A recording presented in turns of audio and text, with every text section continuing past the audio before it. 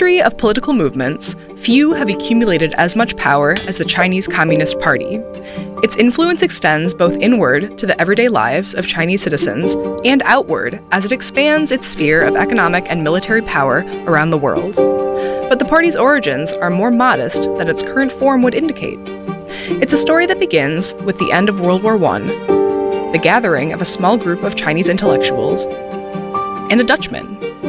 That story is the focus of a new book by Harvard Kennedy School professor Tony Saich.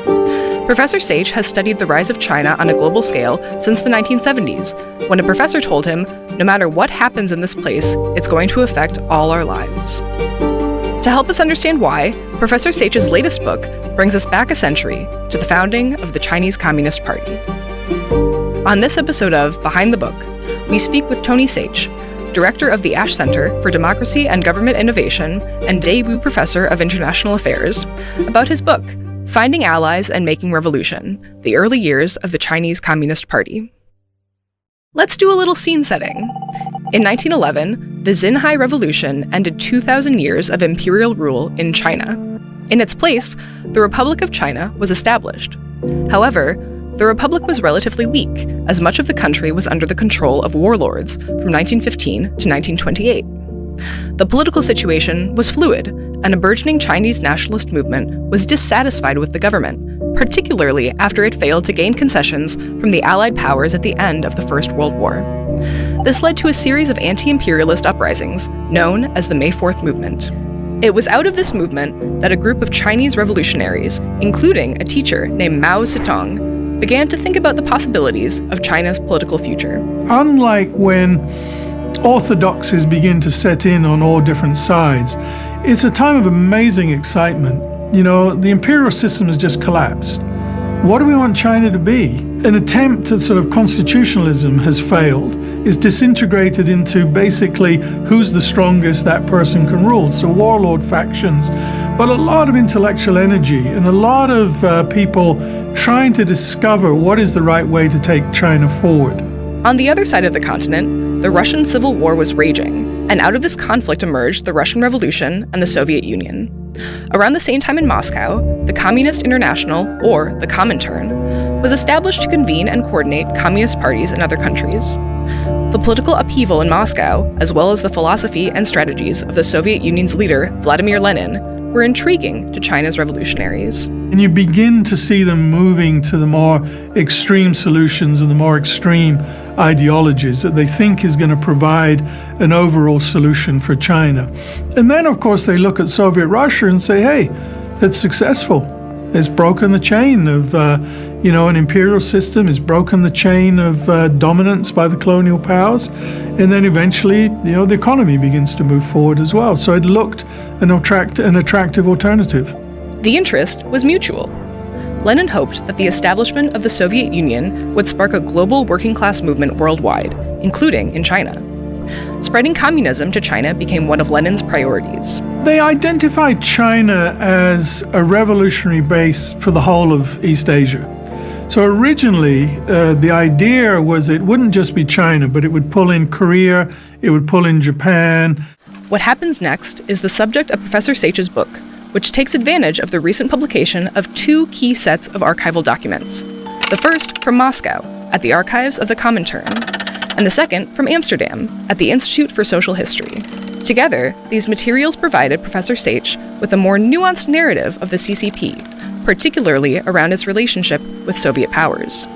As communism gained more influence in China, the Comintern began to advise and consult its leaders.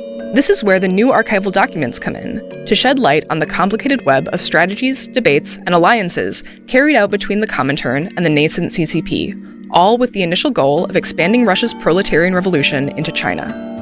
These archival documents are particularly important because, according to Professor Saich, the historical record on the CCP's development has thus far tended to be skewed, depending on who's narrating.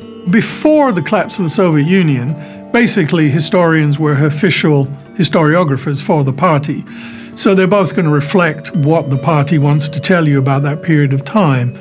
And so I think if you look at the sort of first iterations of historians writing about China, it was a lot more emphasis on Soviet domination. I think what we can do now is redress that balance. In fact, much of Professor Saich's book features the often unique viewpoints and actions of one Comintern member, Henk Sneevliet, a Dutch labor organizer and revolutionary hand-picked by Lenin to lead Soviet work in China. In a way, he becomes like the spider at the center of a web. And part of that web is not of his making, because he has to conform with what the Comintern is laying down as policy. He's got to adjust that to the reality on the ground in China. And of course, often they jar.